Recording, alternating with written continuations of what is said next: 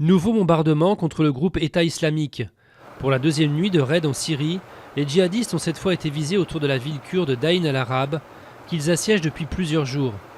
Concernant l'Irak, la France a affirmé qu'elle mènerait d'autres frappes aériennes, en dépit de la menace d'exécution d'un Français enlevé en Algérie. Le projet Transavia Europe est-il ou non enterré?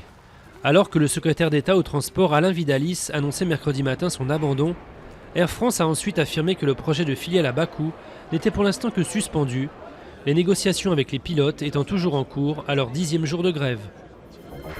Le MEDEF affirme avoir la recette pour créer 1 million d'emplois.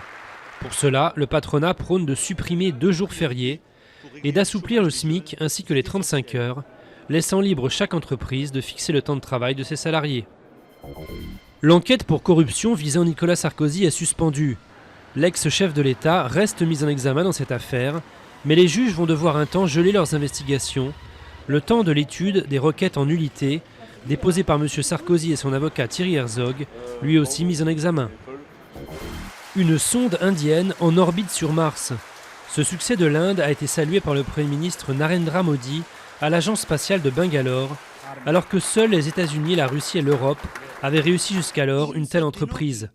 Cette sonde à Bakou, qui va étudier l'atmosphère de la planète rouge, a été conçue en seulement 3 ans et a coûté moins cher que le film de science-fiction américain Gravity.